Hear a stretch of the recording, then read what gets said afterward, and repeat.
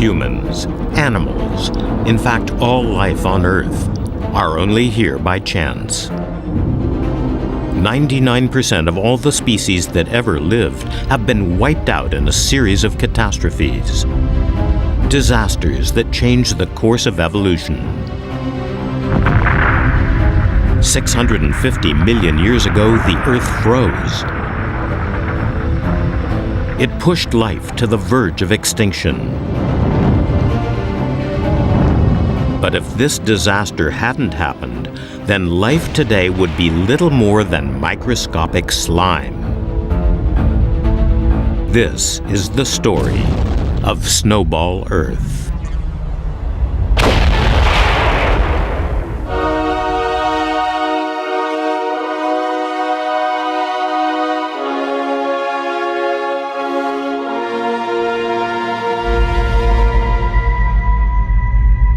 It's almost impossible to comprehend the immense timescale of our planet's lifetime. So imagine the whole of Earth's history compressed into a single day. At midnight on our clock, 4.5 billion years ago, the planet was born. Minutes later, the protoplanet Theia smashed into the infant Earth.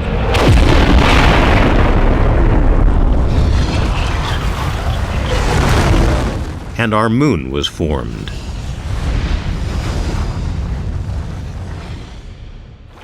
At 4 a.m., the first primitive life appeared. By 8 a.m., the continents were surrounded by shallow seas, full of simple bacteria.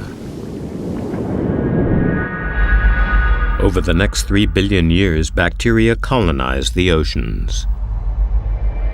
Then, at 8:27 p.m., 650 million years ago, disaster struck. The planet froze. Temperatures plummeted many degrees below freezing. Ice spread down from the poles and crept towards the equator. Eventually, the entire planet was locked in a straitjacket of ice.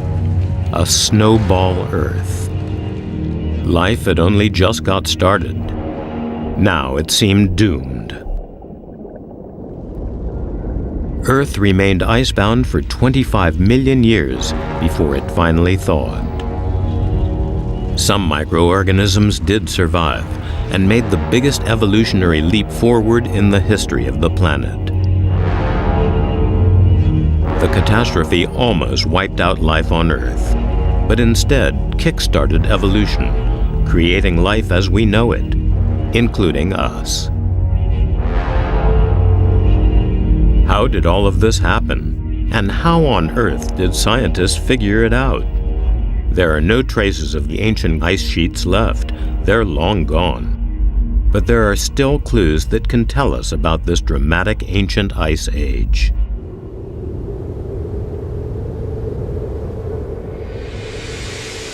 The evidence is hidden away in some of the world's most remote places. These are the Flinders Ranges in the Australian outback. Today, it's one of the hottest and driest places on Earth.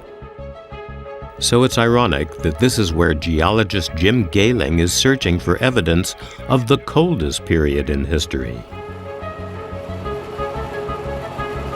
The area is so vast, the best way to investigate is from the air. There's a disaster story written in these layers of rock. You just have to know how to read it. It's really like looking at a book made of rock. Every single layer has a secret on it. We look at these rocks as though they're a history book. The spotter has located an unusual rock formation in a dried-up creek bed.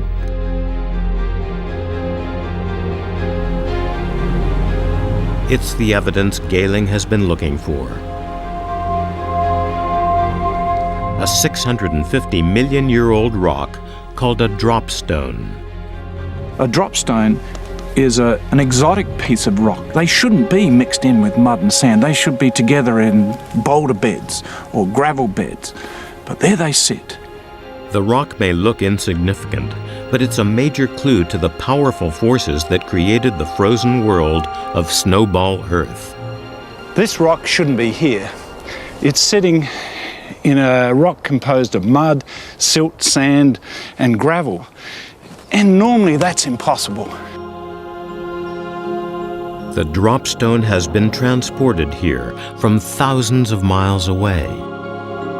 There's only one force that can carry rocks like this around the globe, and that is ice.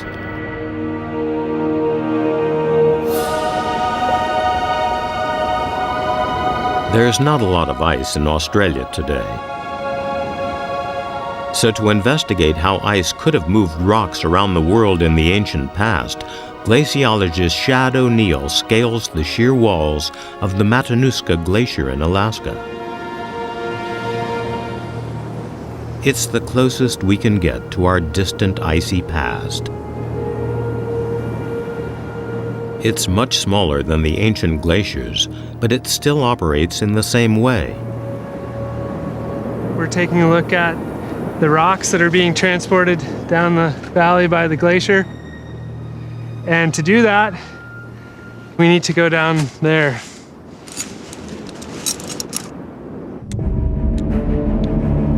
Glaciers are nature's bulldozers. They smash everything in their path. They gouge stones and rocks from high up in the mountains and carry them down the valley. Rocks as big as buses can be transported for miles across the landscape by a glacier. I mean, the longest glaciers are hundreds, if not thousands of kilometers long, so you can move rocks over long distances. When the ice melts, it deposits debris at the base of the glacier. This glacier is only a few hundred feet thick, but it can still carry thousands of tons of rock. The glacier brought all this stuff down from the mountains, and when the glacier melts away, it ends up looking like a building site that's been bulldozed. It's exactly the same process that transported dropstones to the Flinders Ranges.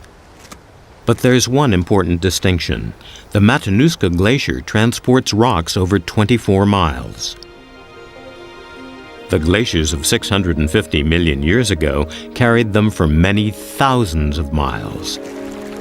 Here's a great example of a rock that was picked up by the glacier, carried down valley, and then deposited.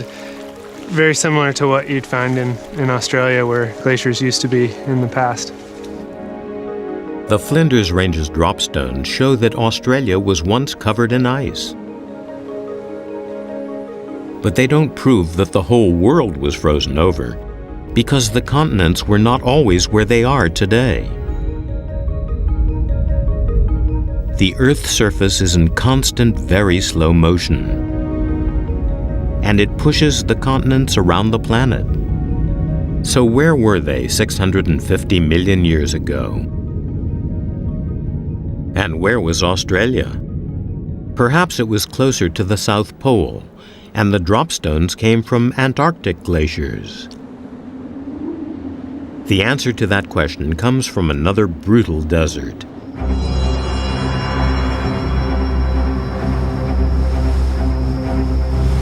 Death Valley in the American Southwest. Geologist Joe Kirschvink coined the term Snowball Earth. He's been gathering evidence to prove it actually happened for the past 2 decades. Death Valley has a series of rocks that are extremely important for understanding Earth history. It's a treasure chest.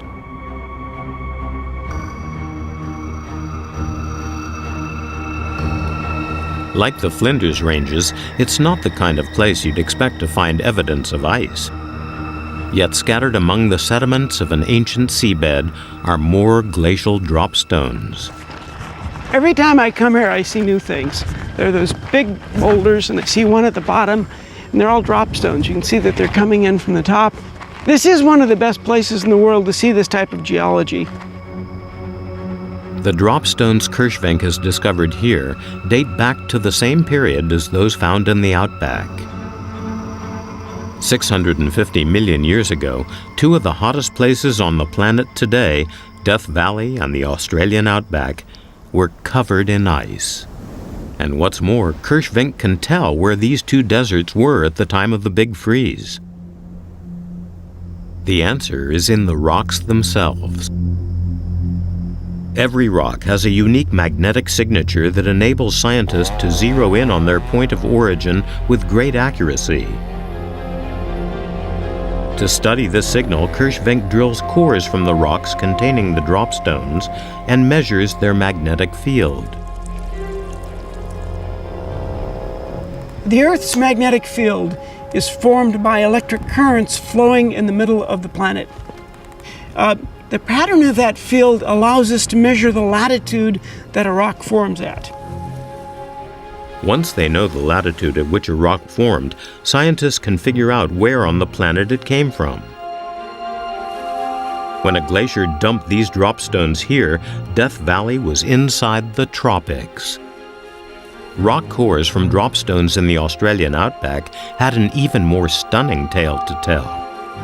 A group started studying the magnetism in the Flinders Ranges, and they thought they had a very stable magnetization. They said, well, wait a minute, something might be relevant there. The rock's magnetic signal revealed that 650 million years ago, Australia had been in a completely different place than it is today. When the planet was in the grip of the Big Freeze, Australia was near the equator. Here was the proof the scientists were looking for.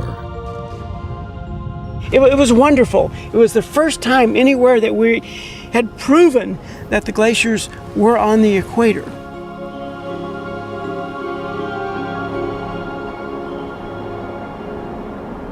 Ice sheets along the equator, Earth's warmest climate zone, could mean only one thing.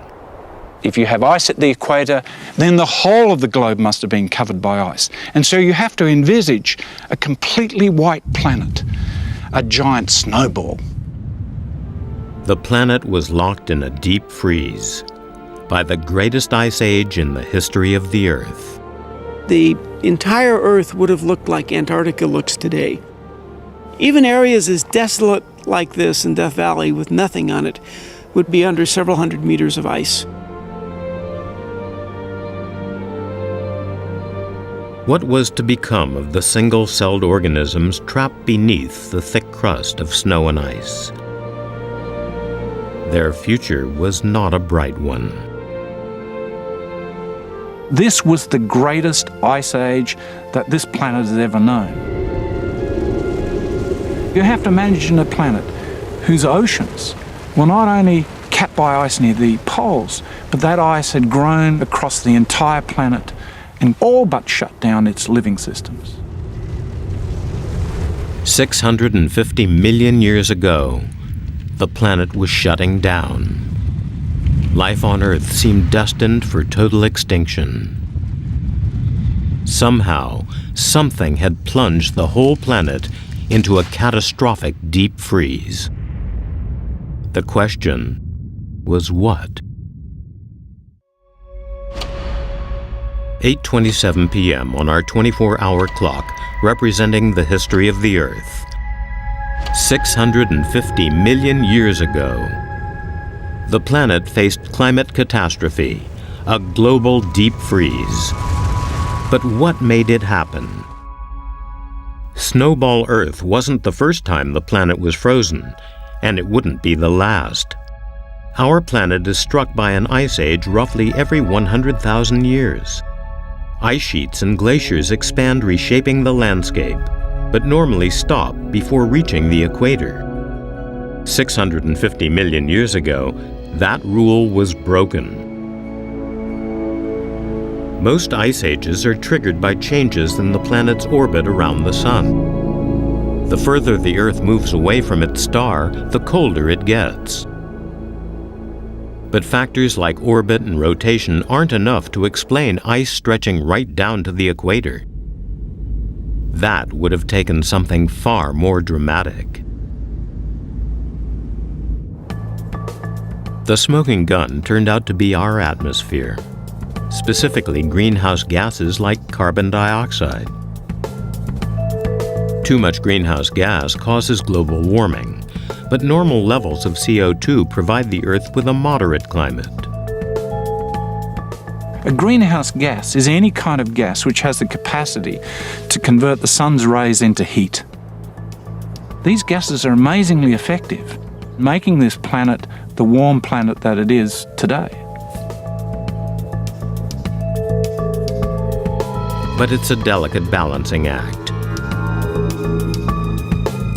If levels of CO2 grow too high or too low, the climate will spiral into chaos.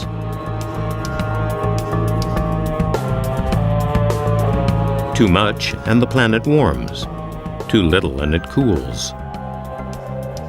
Carbon dioxide is a very important gas. It's both our dilemma and our solution when it's there in too great a proportion that overheats the Earth, which of course we're worried about today. However, in the time leading up to Snowball Earth, we had the opposite problem. There wasn't enough carbon dioxide, and the Earth began to cool to a point where there was a runaway refrigeration that locked this Earth up in an icy crust. Gehling believes that a drop in carbon dioxide levels caused the Snowball Earth disaster. Something was removing the CO2 on a huge scale. And there's only one process capable of doing that: weathering. It occurs when carbon dioxide mixes with water vapor to form acid rain. When acid rain falls on rocks, it reacts with minerals, locking the CO2 in the water that runs off. It then washes down to the sea, where it helps form solid limestone. Carbon dioxide that was once in the atmosphere is now locked in rock on the seafloor.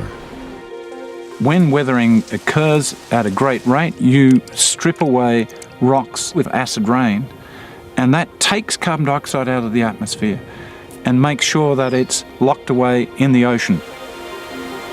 Weathering happens more quickly in hot and humid locations. Normally, at least some of Earth's landmasses are too far north or south for weathering to be a major factor.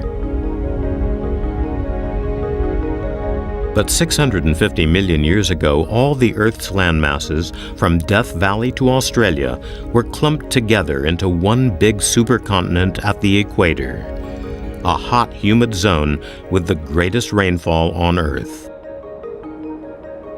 The weathering process went into overdrive. CO2 levels crashed, and so did the Earth's temperature. You have carbon dioxide being taken out and not replaced, and as a result, the Earth inevitably has to cool.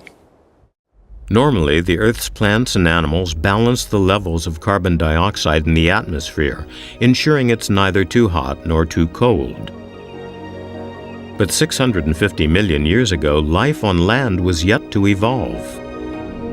In the oceans, life was still emerging as simple single-celled bacteria. In fact, the bacteria were actually making the situation worse. 650 million years ago, this is a world of cyanobacteria. Bacteria that formed a slime layer on the seafloor. Cyanobacteria are tiny organisms that have been around on this planet for 3 billion years before Snowball Earth. But at this time, they were particularly important. These cyanobacteria sucked even more carbon dioxide from the oceans and locked it into limestone reefs called stromatolites. Some of this ancient carbon dioxide is still locked up in fossilized reefs, like these in southern Australia. When Jim Gehling pours a weak acid onto them, the ancient carbon dioxide that has been locked away for hundreds of millions of years is released. What you'll see is an effervescence. Those white bubbles are carbon dioxide that had been locked up in these stromatolites, being released back into the atmosphere. Rather than stabilizing the carbon dioxide levels, the cyanobacteria were depleting them further. In combination with weathering, they sucked the carbon dioxide out of the atmosphere, and temperatures dropped.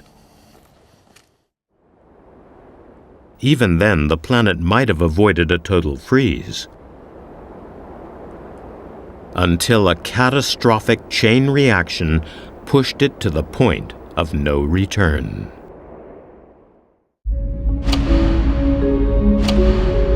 "8:27 and 30 seconds in the evening on our clock of Earth history. Snowball Earth, 650 million years ago and counting. Ice was advancing from the poles. It happens during all ice ages. Normally it stops, but not this time. Instead, it just kept on marching towards the equator. As it did, it triggered a chain reaction that pushed the primitive life in the oceans to the edge of extinction.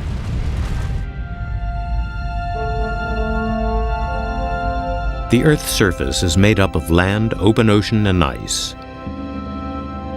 These surfaces all reflect sunlight differently, and that's the key to what happened next.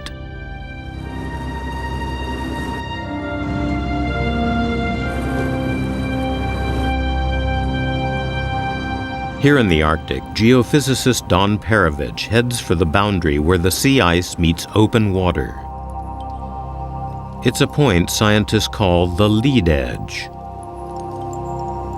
and one of the best places to study how the Earth tipped over into the catastrophic deep freeze. This is the place where the ice that's frozen to the shore meets the open Arctic Ocean. But it's more than that. The lead is where there's water, the lead's where there's light, and so the lead's where there's life. We see whales going by and seals, and birds flying above. It's an incredibly productive area. Here, Perovich can compare the reflectivity, or albedo, of two very different surfaces, the sea ice and open ocean. His sensor measures the amount of sunlight hitting the snow and the amount it reflects back. Sea ice is the most reflective surface on the planet. It reflects 85% of the sunlight that hits it. If we were to just go out there, just 100 yards away to the lead, the albedo would be less than 10%. And what's interesting about this is this snow-covered ice has the largest albedo of any naturally occurring surface on Earth, and the open ocean has the smallest. So right here, we have a contrast between the best natural reflector and the worst natural reflector. Open sea reflects very little light back into space. It absorbs the energy in the sunlight, keeping the planet warm. Scientists believe that 650 million years ago, the opposite happened. Earth's best reflector, sea ice, was replacing its worst reflector, sea water. When enough ice had formed, the remaining ocean couldn't absorb enough heat.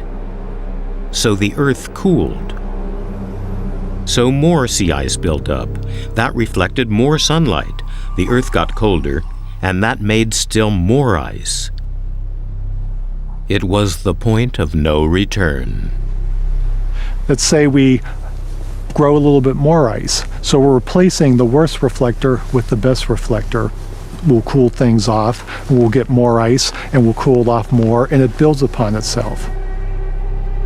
A runaway freezing effect capable of turning the whole planet into an ice ball. It's an idea no one even considered until a few decades ago.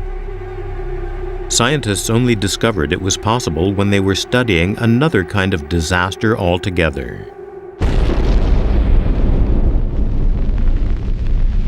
A nuclear war. During the Cold War, researchers predicted that a nuclear war could push enough smoke and dust into the atmosphere to block out the sun and initiate a global freeze.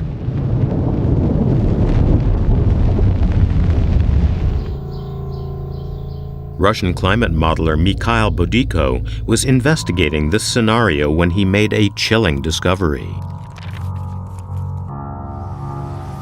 He calculated that if the ice sheet spread beyond 30 degrees latitude, as far south as New Orleans, they would reflect so much of the sun's energy that the Earth would reach an irreversible tipping point.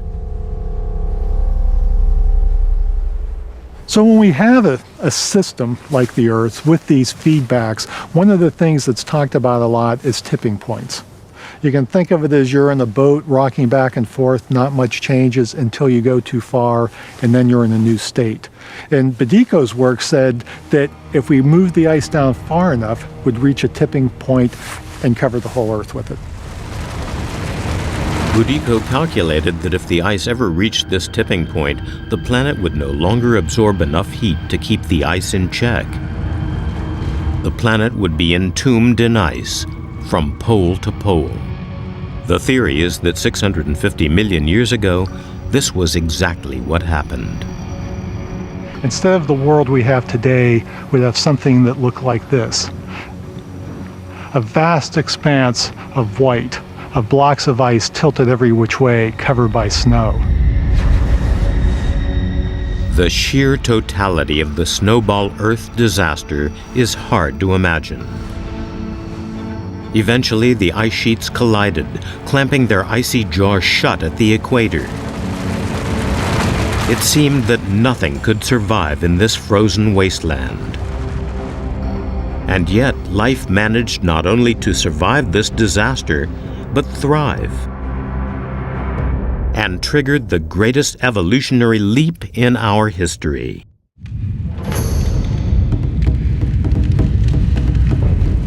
$650 million years ago, 8:28 p.m. on our clock representing the Earth's history. Deep beneath the ice sheets, single-celled organisms, the only life on the planet, faced a tough choice: adapt or die. Bacteria that had evolved over 3 billion years now faced extinction. But what would happen to life if Snowball Earth repeated itself today? Could we survive the same conditions? As ice sheets spread down from the poles, supplies of fresh water would freeze solid. Crops and livestock would perish worldwide. Industry would grind to a halt. You could not run a nuclear power plant long enough to get through the snowball. Many experts believe that humanity could find ways to live through a short-term ice age. But the odds of surviving a Snowball Earth are next to nothing. If humans ever experience a Snowball Earth, we will quite bluntly be out of control. There is no way we could stop it. It would be easier to live on the surface of Mars, probably, than on the surface of Earth during a snowball. The thick layer of ice covering the planet would become humanity's tombstone. 650 million years ago, the only life facing extinction was single-celled bacteria. Even their survival seemed improbable, but here we are. Life clearly did survive. The question is, how?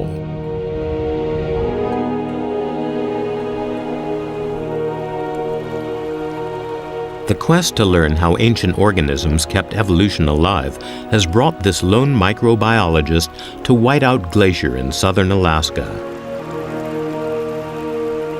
Here, Hazel Barton studies how life could survive a global deep freeze.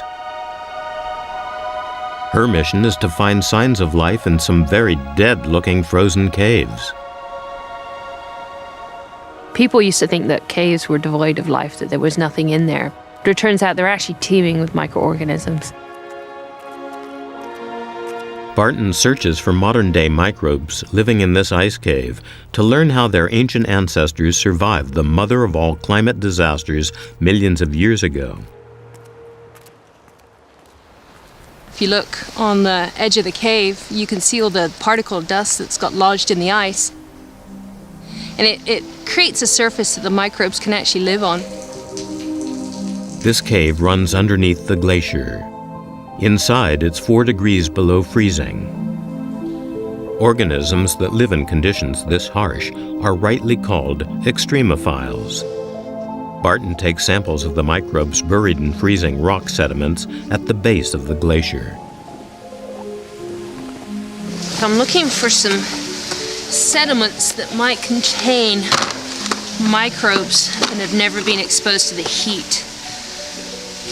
So the thing we remember about these bugs is that they love the cold, and they've actually evolved to live in those cold conditions. And because of that, if I was to take them outside right now into the heat of the sunlight, they'd die. It would be like taking us into the middle of the desert and dropping us off there. Barton believes this cave can shed light on how microbes adapted to conditions during Snowball Earth. The majority of surfaces exposed on Earth would probably have looked something like this. So we're looking at the kind of conditions that organisms that survived that period would have been living on. They're not just living on the ice, they're living in it too. Sunlight penetrates a few feet into the ice, and that's enough for the microbes to flourish. We're still pretty close to the entrance right here, so I think there's definitely a lot of sunlight energy and enough for cyanobacteria to grow on. And they're probably in the ice. They're living in the ice right now.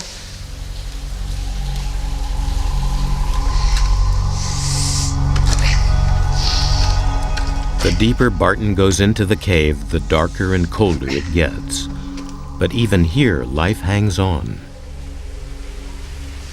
This is a community that looks like cyanobacteria. They're incredibly resistant to all kinds of stress that you would put them under. They can survive it. During Snowball Earth, the ice was thousands of feet thick. Barton finds similar conditions hundreds of feet deeper into the cave. Here, there's hardly any light at all. But even in this dim, icy world, Barton finds microbes thriving. So what we're looking at are microorganisms that have to adapt and generate energy when there is no sunlight. So what they do is they pull energy from the rock itself. They actually chew into the rock to get that energy. Outside, Barton trains her field microscope on the sample she's collected.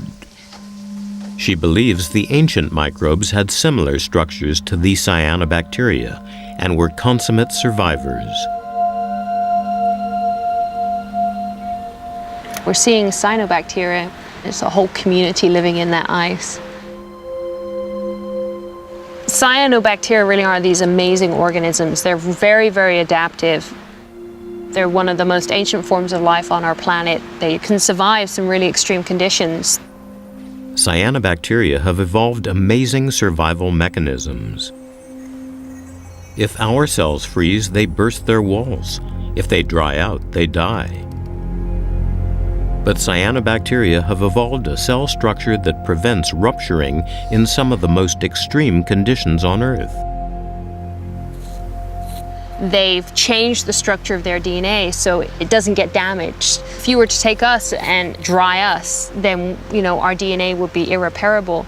You do that to a cyanobacteria and you just have to add water 100 years later, and within a few hours it's starting to carry out photosynthesis again.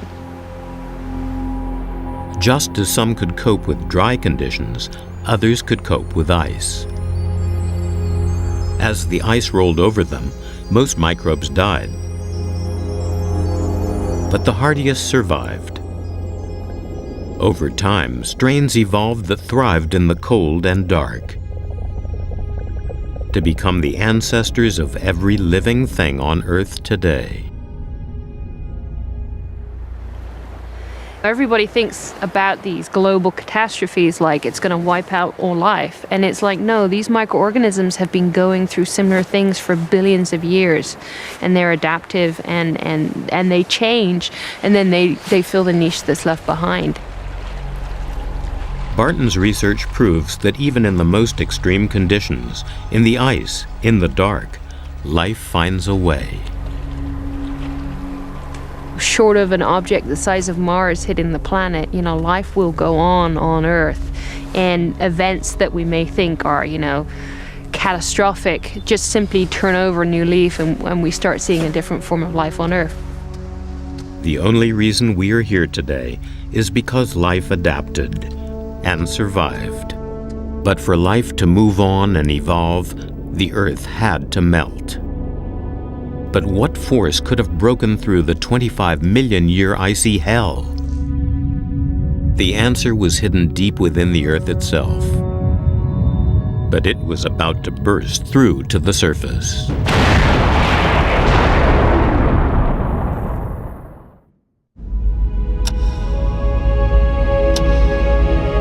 "8:35 p.m. on our clock of Earth's history. The planet's surface has been locked in ice for almost 25 million years. But then, at 8:37 p.m., something remarkable happened. The ice sheets began to recede. Something was warming the Earth. But it wasn't the sun.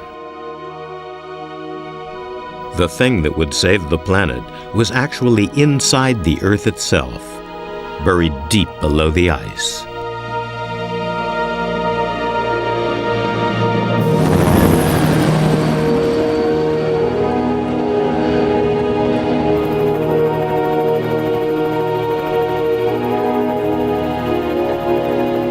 This is Mount Augustine, Alaska, in the Aleutian Islands, one of the most volcanic regions on the planet. Mount Augustine has been active for over 40,000 years and is still erupting today.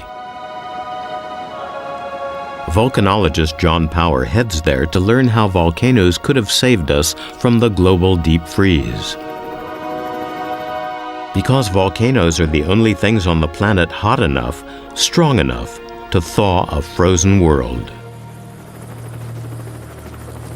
We're on our way to Augustine Volcano. It's one of the most active volcanoes in the region. Last erupted in 2006. It all comes to play here at Augustine. A fiery hell lies under Mount Augustine.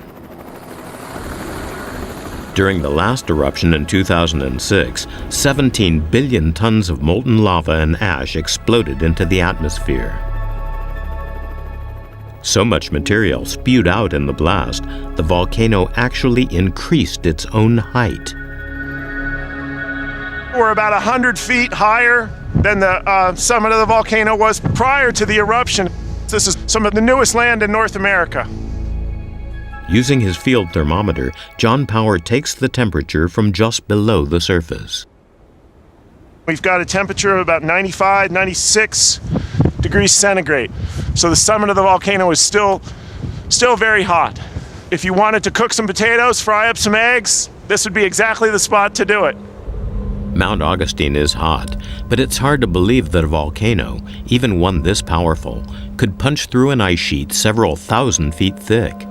Where we are now has been covered with glacial ice as recently probably as 10, 15, 20,000 years ago. This was all underneath a glacier at that point in time. When Power examined volcanic rocks here, he found evidence that 24,000 years ago an eruption smashed its way up through the ice. There is absolutely no problem for a volcano like Augustine or its neighbors to erupt through an ice sheet that could be either several kilometers or several miles thick. We know it's possible because we've seen it happen. In 1996, the Grimsvatn volcano in Iceland erupted right through a glacier. It punched its way to the surface through more than half a mile of ice. The torrents of hot gases and ash blew a giant hole in the glacier. The heat of the eruption was so great it produced a giant melt, where 5 hours of flash floods carried 45,000 tons of water a second. But on a global scale, that's nothing. When the whole world was frozen, a few little holes wouldn't have made much difference.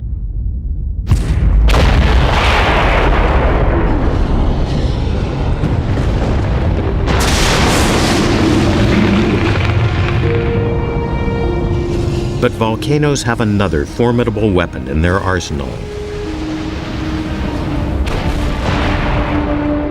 They spew out more than just lava and rocks. Volcanoes also produce huge amounts of greenhouse gases. Carbon dioxide is one of the very dominant species of gas that is coming out of volcanoes. There have been times when we've had certainly, thousands of tons per day coming out of this volcano. Mount Augustine is dwarfed by the volcanoes that broke through the ice of Snowball Earth.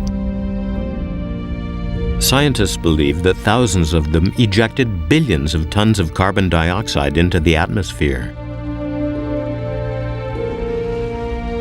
Over a period of around 1 million years, this caused carbon dioxide levels to rise, reversing the depletion that created Snowball Earth and tipping the balance in the opposite direction.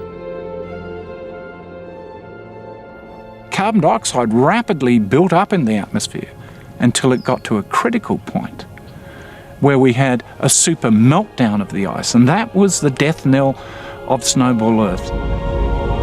The carbon dioxide-rich atmosphere trapped the sunlight, increased temperatures, and finally melted the ice.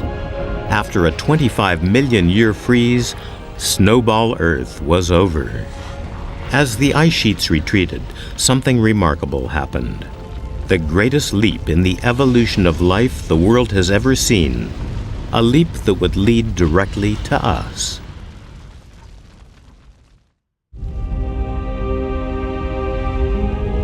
"635 million years ago, the Earth was saved from a global deep freeze by volcanoes. Volcanic eruptions released billions of tons of carbon dioxide into the atmosphere. The CO2 captured the heat of the sun, warming the world and melting the ice. After a 25 million year freeze, Snowball Earth was over.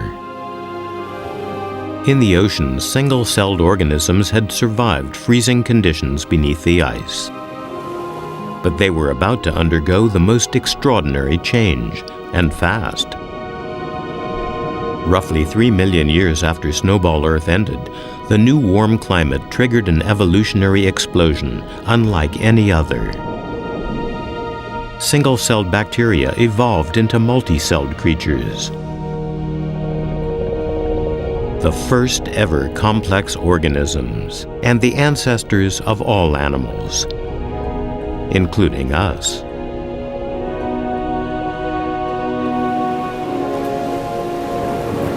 Snowball Earth must have been the closest thing to extinction of early life on Earth that we had.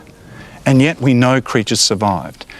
And it can't be a coincidence that very soon after the waning stages of this Earth-wide ice age, we get the first large creatures. It really seems as though that series of environmental catastrophes spawned the kind of biology that could give rise to multicellularity. Snowball Earth wasn't a catastrophe for life. In fact, it kick-started evolution. The key to this revolution was oxygen. Before the snowball, oxygen levels were only 1%, too little to support more complex organisms. After the deep freeze, levels rocketed to 21%. Scientists believe the boost in oxygen levels was the result of Ice Age chemistry. During Snowball Earth, the sun's ultraviolet rays reacted with water molecules in the ice to produce a chemical called hydrogen peroxide. This chemical remained locked in the frozen water until temperatures rose and the ice began to melt. The hydrogen peroxide broke down, releasing huge quantities of oxygen into the air and oceans. The quantum leap in oxygen levels now provided the fuel for life to evolve, from single to multi-celled organisms. Global ice ages are really the bookmarks of evolution.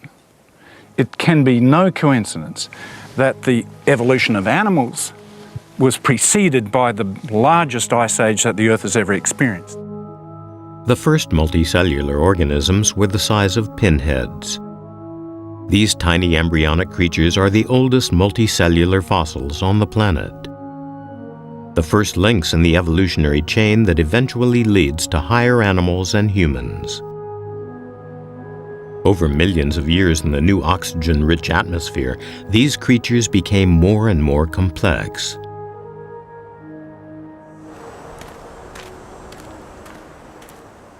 In Australia, Jim Gayling studies the fossil remains of the creatures that inherited the planet after Snowball Earth.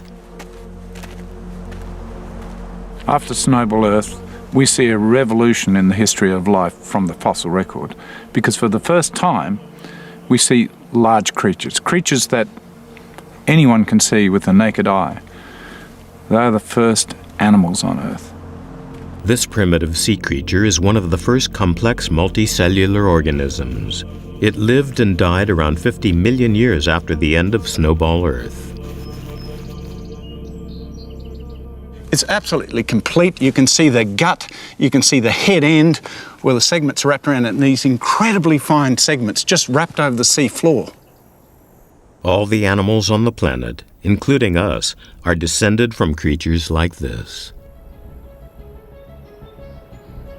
You're looking at the first life forms which had patterns of cells and body plans that were the same as ours. Head, a tail, a belly, a back. Even though they're not necessarily our direct ancestors, these are the first creatures that represent the line of biology that gave rise to us. All over the planet, similar organisms were evolving, making the leap from primitive to complex life. There'd been life on this planet for more than 3 billion years. And it was really only the Snowball event that kick-started complex life. If it hadn't been for this ice age, this would have been slime world forever, and we wouldn't be sitting here talking about it. So if you want to put your finger on one point in the history of life that made a big difference, that was Snowball Earth. From slime to all life on Earth in all of its frantic, colorful glory. Every living thing on the planet is likely the direct result of a catastrophic deep freeze that threatened to destroy life on Earth, but ended up creating life as we know it. We owe our existence to the greatest climate disaster the planet has ever known. Without Snowball Earth, we would not be here.